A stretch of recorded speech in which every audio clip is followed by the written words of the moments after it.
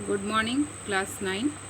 आज मैं आप लोगों को एकांकी संचय से चैप्टर 2 बहू की विदा पढ़ाने जा रही हूँ और एकांकीकार हैं विनोद रस्तोगी और इन्होंने समाज में व्याप्त एक मुख्य समस्या की ओर हमारा ध्यान आकर्षित किया है, दहेज। दहेज एक ऐसा अभिशाप है जिसके कारण हमारा समाज दलदल में फंसता चला जा रहा है। बेटी वाले दहेज के कारण यहाँ ऐसे भी बहुत सा ऐसा भी समाचार सुनने को मिलता है कि दहेज के कारण बेटी के पिता ने आत्महत्या कर ली या बेटी ने आत्महत्या कर ली।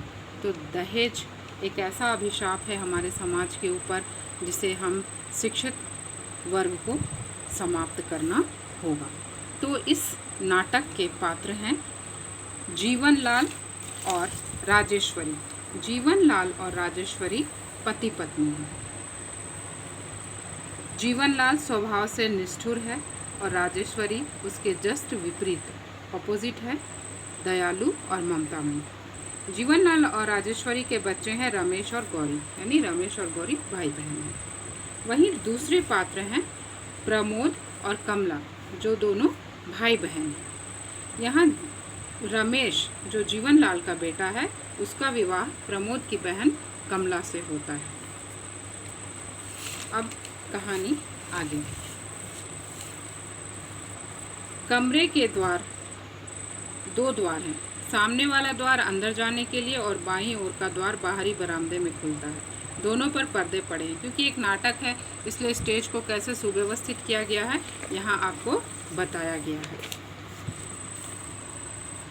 प्रमोद अपनी शादी के बाद अपनी बहन कमला को पहली बार सावन में लिवाने आया है, क्योंकि यह रिवाज है कि पहला सावन बेटियां अपने मायके में अपनी सहेलियों के साथ बिताती हैं। तो इसी परंपरा को आगे बढ़ाते हुए प्रमोद अपनी बहन कमला को विदा कराने जीवनलाल के यहाँ पहुँचता है, जिसका विवाह रमेश के साथ हुआ है। प्रमोद आगे बढ़कर धीमे स्वर में, क्या निर्णय किया आपने? विदा। तब जीवनलाल गुस्से से कहते हैं, विदा नहीं होगी। कौन विदा नहीं होगी? प्रमोद की बहन कमला। प्रमोद, लेकिन ज़रा सोचिए तो, यदि आपने विदा नहीं की तो बहन की क्या दशा होगी? जीवनलाल, मैंने उसकी दशा का ठेका नहीं लिया। प्रमोद, हर लड़की पहला सावन अपनी सखी सहेलियों के साथ हंस खेलकर बिताने का सपना देखती है। जीवनलाल, जानता हूँ। जीवनलाल सोफे पर बैठकर जम्हाई लेते हैं, यानी वो प्रमोद की बातों का उतना ध्यान नहीं देते हैं, बेमन से उसको सुनते हैं और अनसुना करते हैं, मानो प्रमोद की बातों से वो ऊब रहे हों। प्रमोद, यह जानकर भी जीवनलाल, अपना निर्णय सुना चुका हूँ, विदा नहीं होगी। प्रमोद, यदि मैं कमला को बिना लिए ही गया तो माँ का हृदय टूट जाएगा। जीवनलाल, मैं मजबूर हूँ। अगर माँ बहन का इतना ही ख्याल था तो दहेज पूरा क्यों नहीं दिया?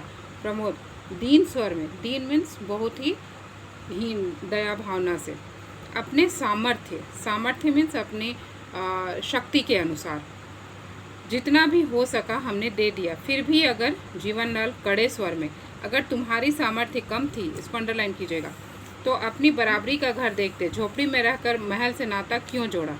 इसको मैं एक बार समझाना चाहूँगी कि जीवनलाल कटाक्ष करते हैं प्रमोद पर कि यदि तुम गरीब थे तो किसी गरीब के घर में अपनी बेटी का ब्याह करते।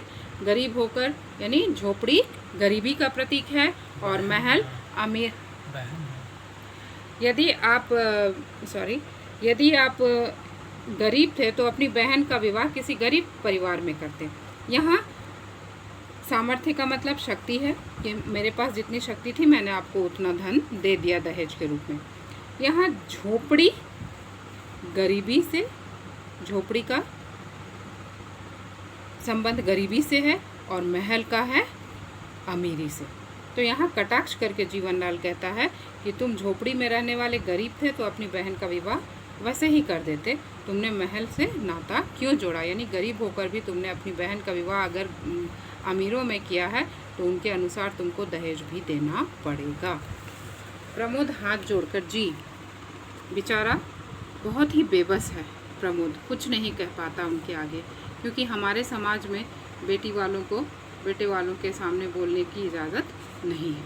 जीवनलाल उठकर आवेश से टहलते हुए, आवेश मीन्स गुस्से से, देना तो दूर, बारात की खातिर भी ठीक से नहीं की गई। मेरे नाम पर, इसको भी अंडरलाइन कीजिएगा, मेरे नाम पर जो धब्बा लगा, मेरी शान को जो ठेस पहुंची, भरी बिरादरी में जो हंसी हुई, उस करारी चोट का घाव आज भी हरा है।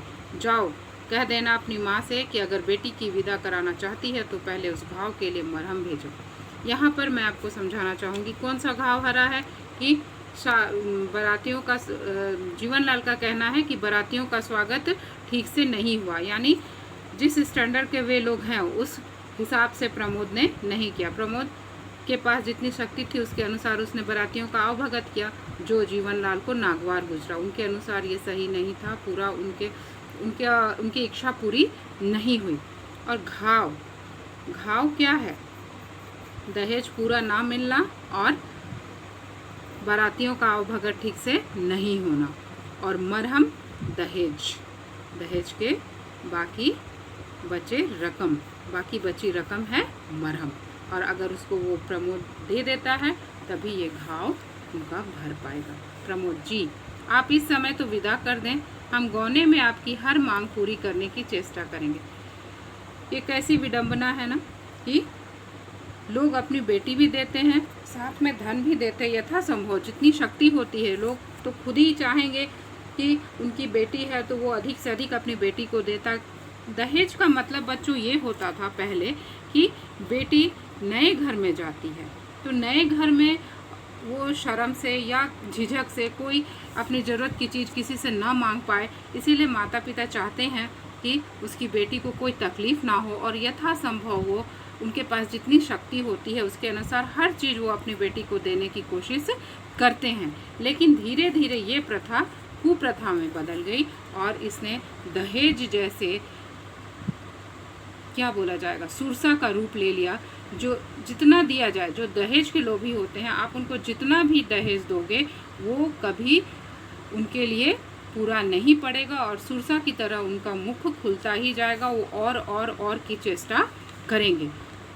प्रमोद यहाँ दयनीय भाव से ये कहता है कि गौने में हम आपकी मांग पूरी कर देंगे, यानी गौना, लड़की जब पहली बार अपने मायके जाती है और जब वापस आती है तो शादी की तरह ही धूमधाम से उसकी विदाई की जाती है। जीवनलाल, मैंने दुनिया देखी है प्रमोद। अब जीवनलाल प्रमोद से ये कहते हैं कि मैं बहुत अनुभवी हूँ, तुमसे बड़ा हूँ। ये बाल धूप में सफ़ेद नहीं हुए, धूप में सफ़ेद होना मुहावरा है, यानी अनुभवी होना। अगर तुम उत्तेजित स्वर में का मतलब है बहुत गुस्से से जोर जोर से बोलने लगते, कल के छोकरे मुझे बेवकूफ़ बनाना चाहते हो। उनको लगता है कि प्रमोद मुझे बेवकूफ़ बना रहा है और दहेज ना देने के लिए ये बातें टालने के लिए ये बातें कर रहा है कि हम आपको गौने में दहेज दे देंगे। प्रमोद, ये आप क्या कह रहे हैं? जीवनलाल, ठीक कह रहा हूँ, मेरा फैसला आखिरी है। विदा तभी होगी जब 5,000 नगद दायां हाथ फैलाकर इस हाथ पर रख दोगे, यानी 5,000 रकम जो प्रमोद को देनी है। किसे? जीवनलाल को, दहेज के रूप में। प्रमोद आवेश में, यह तो सरासर अन्याय है। शिकायत आपको हमसे है। उस भोली भाली लड़की ने आपका क्या बिगाड़ा है जो विदा न करके आप उससे बदला ले रहे हैं? अगर रमेश बाबू होते, ये तो ऐसा लग रहा है जैसे व्यापारी है और कोई सौदा चल रहा हो, ना कि दो परिवारों के बीच एक संबंध जुड़ा है। ऐसा लग ही नहीं रहा है, क्योंकि शादी ब्याह दो परिवारों के बीच एक मधुर संबंध होता है, लेकिन दहेज बीच में आकर उस संबंध को खराब कर देता है, रिश्ते को खराब कर देता है। जीवनलाल, तो वह क्या कर लेता? अब प्रमोद कहता है कि अगर रमेश यानी उसका बहनोई का मतलब कमला उसकी बहन है और रमेश की उससे शादी हुई है, तो उसको ऐसा लगता है कि शायद रमेश होता तो कमला को विदा कर देता। लेकिन जीवनलाल कहते हैं कि मेरा बेटा मेरी बात ही मानेगा, तो वह क्या कर लेता? मेरे सामने मुंह खोलने की हिम्मत नहीं है उसमें, वह मेरा बेटा है। बड़े गर्व से कहते हैं कि रमेश मेरा बेटा है। तुम्हारी तरह बड़ों के मुंह लगने की बदतमीजी करने वाला कोई आवारा छोकरा नहीं। वो प्रमोद को आवारा छोकरा कहते हैं। प्रमोद अपमान से तिल मिलाकर, बाबूजी बेटी वाला समझकर ही आप मेरा अपमान कर रहे हैं, किंतु यह न भूलिए कि आप भी बेटी वाले हैं। क्योंकि रमेश इस समय घर में नहीं है, वो किसको लेने गया है? अपनी बहन गौरी को लेने गया है। इसलिए प्रमोद ये बात जीवनलाल को बताता है कि आप मत भूलिएगा कि आप भी एक बेटी के पिता हैं और जैसा व्यवहार आप मेरी बहन के साथ कर रहे हैं शायद आपकी बेटी के साथ भी उसके ससुराल वाले वैसा ही व्यवहार करें। जीवनलाल, हाँ, लेकिन जीवनलाल में अकड़ है, घमंड है, और घमंड और अहंकार में इतना चूर है कि वो घमंड से प्रमोद को कहता, हाँ हम भी बेटी वाले हैं लेकिन तुम्हारी तरह नहीं। पिछले महीने हमने भी अपनी गौरी की शादी की है। वह खातिरदारी की कि बारात वाले दंग रह गए मीन्स हैरान रह गए, आश्चर्यचकित रह गए। इतना सम्मान, इतना दहेज दिया कि देखने वालों ने दांतों तले उंगली दबा ली। दर्द मिश्रित आवेश, तुम मेरी बराबरी करोगे? बेटी वाले होकर भी हमारी मुँह ऊंची है, समझे? यानी अगर हमारे पास पैसा नहीं है तो हमें बेटे वालों के पैरों के नीचे रहना पड़ेगा, और अगर हमारे पास पैसा है तो हम अपनी मूंछ ऊंची रख सकते हैं। क्या ये सही है?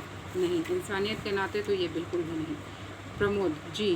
बेचारा प्रमोद मायूस हो जाता है। जीवनलाल, रमेश गया है गौरी को विदा कराने, कलाई पर बंधी घड़ी देखकर।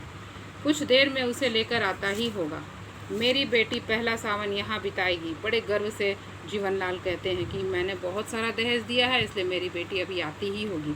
तुम्हारी बहन के सपने कभी पूरे नहीं होंगे और उसके सपनों के खून का दाग तुम्हारे हाथ और तुम्हारी माँ के आंचल पर होगा, समझे?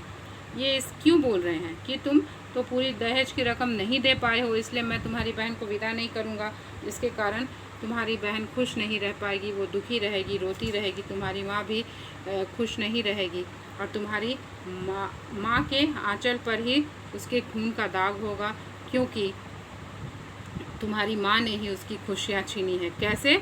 दहेज की पूरी रकम नहीं दे करके। प्रमोद व्यंग से, जो हमारी बहन है क्या वह आपकी कोई नहीं लगती है?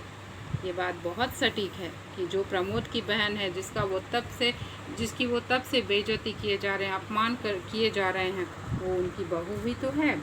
जीवनलाल तेजी से, बेटी और बहू को एक ही तराजू पर तोलना चाहते हो? बेटी बेटी है और बहू बहू। बेटी बेटी और बहू बहू का मतलब? बेटी उनकी अपनी जाई हुई है, अपनी खून है, इसलिए उसकी बराबरी बहू नहीं कर सकती। लेकिन लोग ये भूल जाते हैं कि बहू भी किसी की बेटी ही है और वो भी उनकी बेटी की तरह ही उतने ही लाड़ प्यार से पली बढ़ी है। उसको दुख देंगे तो उसके माँ बाप को भी बहुत दुख होगा। प्रमोद, ठीक है, जब आप अपनी जिद पर अड़े हैं तो विनती करना व्यर्थ है।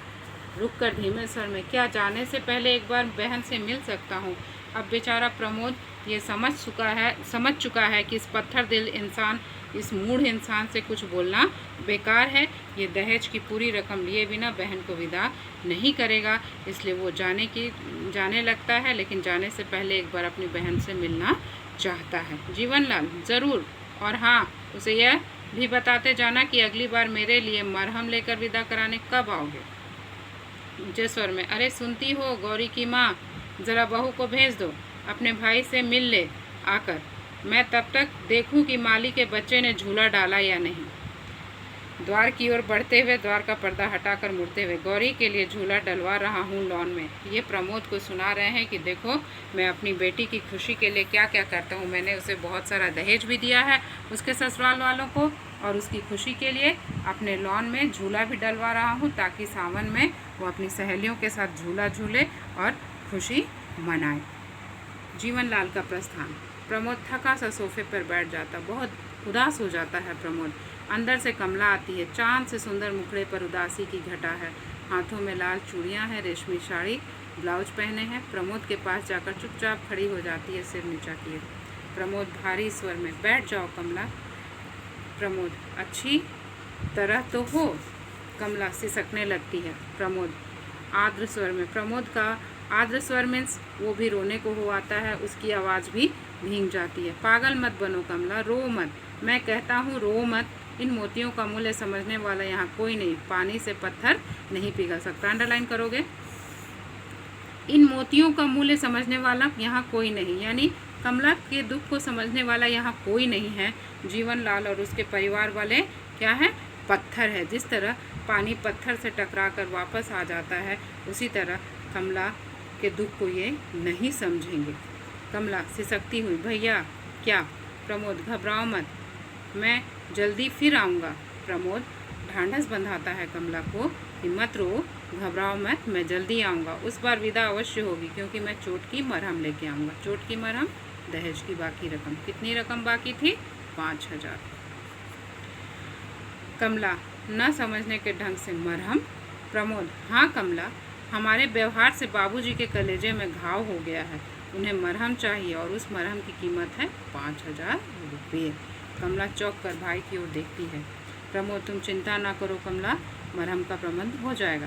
यानी जिस समय की कहानी है उसके हिसाब से आज के लिए 5 लाख, और जो भाई गरीब है, उतना समर्थ नहीं है, 5 लाख उसके लिए बहुत है, जैसे उस समय प्रमोद के लिए 5,000 था।